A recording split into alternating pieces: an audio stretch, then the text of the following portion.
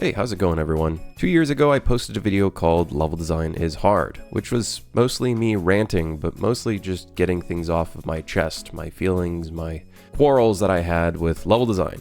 Since then, it's been 2 whole years, well, nearly 2 whole years, and I've learned a lot. I've gone through a lot, I've messed up a lot, made a lot of mistakes, and since then, I have become a better level designer / environment artist. Now, to point out, and I know a lot of people probably got confused in the last video, I am kind of using level design and environment art in the entire just process of creating a level interchangeably. Of course, you could look at level design as just the part of blocking it out and focusing on the gameplay, but in this discussion, I'm focusing on the entire process, the entire pipeline as a whole. Now, I have to say, level design is still hard, but I feel like I've grasped it a little better.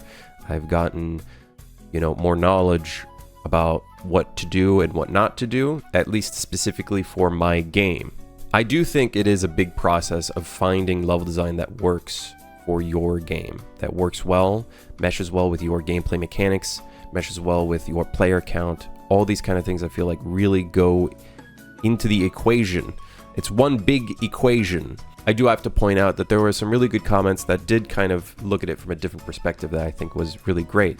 And one of those perspectives was, yeah, while a player might spend 2 to 3 minutes playing that level, something to remember is if that level is really enjoyable, it's not just that one person enjoying that level within 2 to 3 minutes, it's hundreds upon thousands of people enjoying that level, which I think is a really good outlook at it.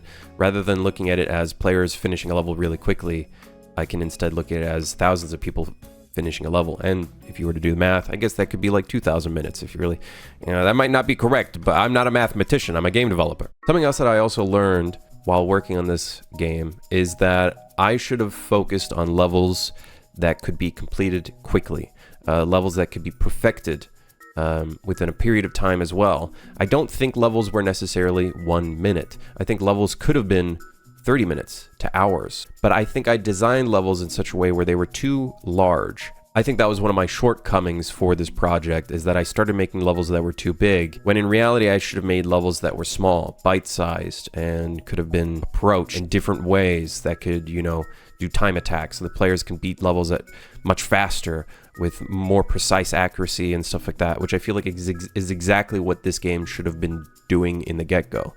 Now, as of recently, I have been doing that. But I will say that making smaller levels is still very hard. There's a lot of thought that goes into it. You have to kind of think, how is a player going to approach this? And how do we make it in such a way where the player has more space to improve? There's a lot of thought that goes into it. And I feel like I've kind of gotten a little bit of a formula down, which is why levels take a lot less time to develop for me. Recently, I've been making levels within a week, which is near impossible to think about back then. I think the reason why it's taking a lot less longer is A, the levels aren't enormous anymore. The levels that I was developing for some reason at the beginning of this new kind of Miami series, which is what we call this latest update that we've been working on, the whole point was to take inspiration from Hotline Miami, which is the smaller scale levels. For some reason, my brain thought, hey, let's make some really big levels. And making those large levels and thinking about those large levels made me very overwhelmed, I think. There's too many things that I knew that I had to do, and in the process of me knowing that there was so many things that I needed to do, I think it shut me down and slowed down my entire process when I could have just focused on smaller scale levels. Smaller, bite-sized, quick levels that players could finish. But when they finish it, they feel the wanting to replay it. Whereas with larger levels, I feel like they don't want to do that because there's a big distance between the start to the finish, which I think was one of the things that I learned while working on this. And I can understand why a lot of people will see level design as being a lot harder when they're working on things like open world games. And I think one thing that could help with that is, instead of focusing on the big world, instead focus on very small chunks and work your way up. Now, obviously that might seem obvious, and a lot of the tips and tricks that I say on this channel are relatively obvious when you think about it, but sometimes the best advice is the most obvious when you really think about it. So that was one of the things that I think I had to go through in these past 2 years, is realizing that smaller is better in this case because of just how well it plays with my game style. Now, like I said, all games are going to have different level design kind of structures and formulas that fit well with that game. But I do think there is one universal thing, which is working on bite-sized areas, taking your levels and working on them in chunks. I think there's some games that do this really well because they specifically have areas where there's a transition going from one level to the next, which makes it a lot easier to grasp that area. I think one game that I would say is maybe like Uncharted, for example. One of the transitions would probably be like climbing. You would climb an area, or you could look at God of War, where you go through like a crevice, and that crevice could be a level transition, like an actual physical, from a programming standpoint, level streaming. You'd stream a level out and in, and that's a great way of looking at it, because then now you can focus on specific levels. You can have different developers work on different things. So looking at a gigantic picture was extremely hard for me to look at. But I still think there is a lot that goes into creating a level. Going from start to finish it's really daunting to just start a level, because you have to focus on the scale, and then you have to think, oh shit, I'm gonna have to put decals and materials everywhere. I'm gonna have to put these different walls. I'm gonna have to figure out cover. I'm gonna have to figure out this enemy placement, all these kind of things. And I think throughout the last 2 years, I think I figured out that there's joy and a level of pleasure and thrill of working on that kind of stuff, because I think I've gained enough experience to make it a little bit more enjoyable. Whereas in the beginning it was a lot harder, and just something that I hated a lot more. I wouldn't say I hate it anymore, and I know that's a word I used a lot in the last video, because it was something that was very just like dragging the entire project down. Everything else was getting done, but the levels were taking the longest because it was just so daunting to look at, and I really wanted to impress people and stuff like that. And you know, there's a lot of puzzle pieces involved. Another thing that I would say that I learned throughout the last 2 years is tool design. Creating tools for your level design is massive. It helps you out so much. There's so many repetitive actions that you're doing while creating a level, and you got to find those repetitive actions and boil them down to something that can be a little bit more automated or easier to approach. And one of those things that I kind of expanded upon is I had a wall generator. Modular pieces are nothing new. They've been around for ages, but before this, I was actually placing the modular pieces manually, copy pasting, duplicating, moving around, snapping it, and it was absolutely awful. And I felt like there was a way of automating that to be a little bit, easier, quicker. I ended up creating a spline mesh or like a spline generator type mesh that would generate meshes along that spline based on its scale, and it will try to stretch it. And if it's too stretchy, it'll instead just add a new piece and fit it in and stuff like that.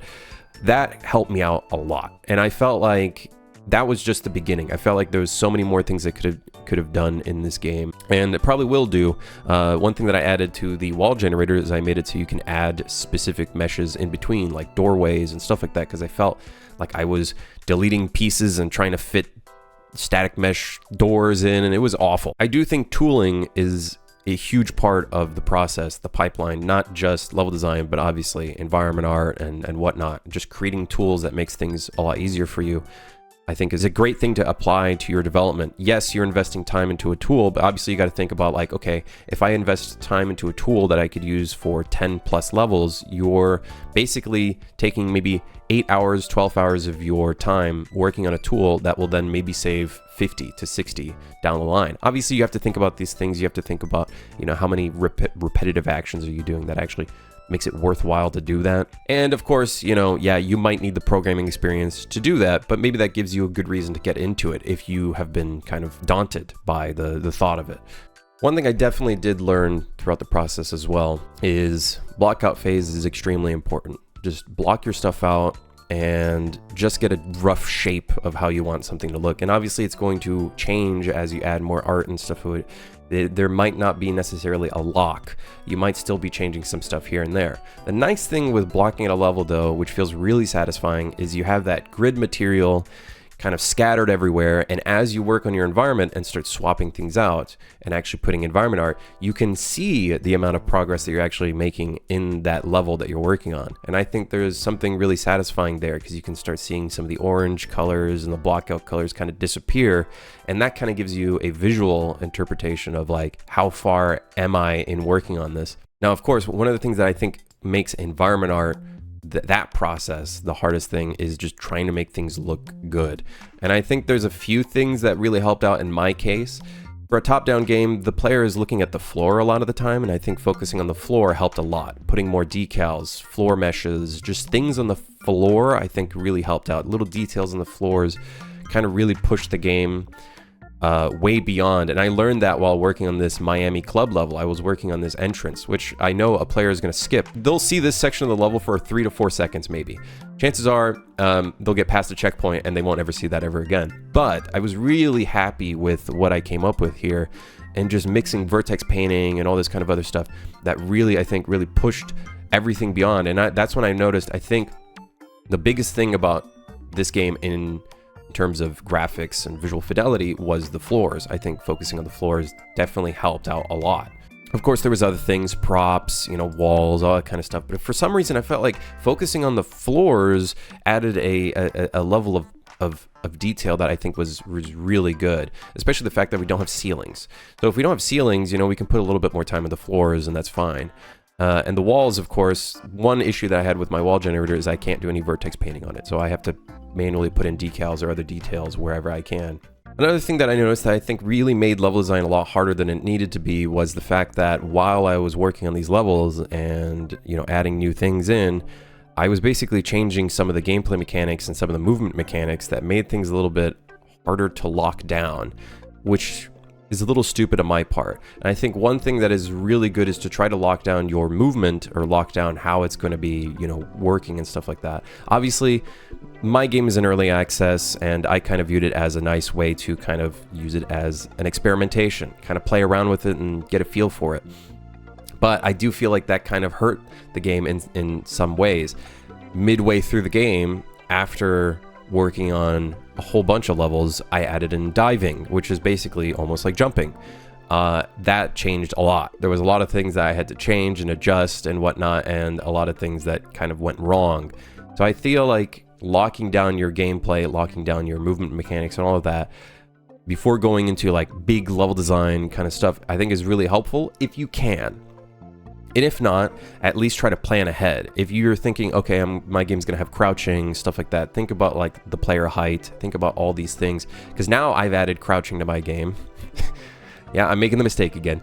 I added crouching, and I did have to kind of fuck around with the player heights and all this kind of stuff to make sure that any cover in the game that's like half player height will actually work. Because I want the player to understand, oh, this is actual cover, and I hope they don't get like screwed over. Now, of course, this is still something that I have to experiment with and work on, and I did adjust some of the code so that it works a little better. But of course, I do think that's one of the things that kind of really slowed me down, is the fact that I, in the back of my head, knew that there were things I wanted to change. And I think if you lock down Seymour gameplay, I think it allows you to kind of take more time to focus on just making levels rather than struggling with the mechanical side while working on your game.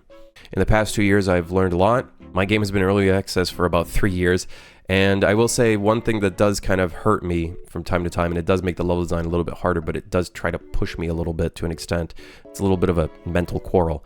Is it takes me still a really long time to release updates, and I did notice that people really want to see updates get released, and I think those things in the back of my head kind of did make level design a little bit harder than it was before. But now that I have these smaller levels and I'm kind of starting to lock down some of the gameplay, I feel like it did speed things up a little bit, and it made things a little bit easier for me to grasp.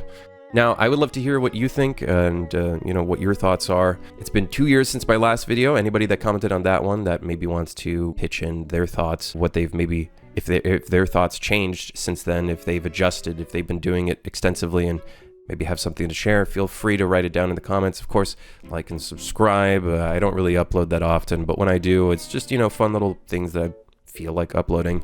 But yeah, have a good one. Have a fantastic week, year. Who knows when the next video is going to come out. But yeah, have a good one.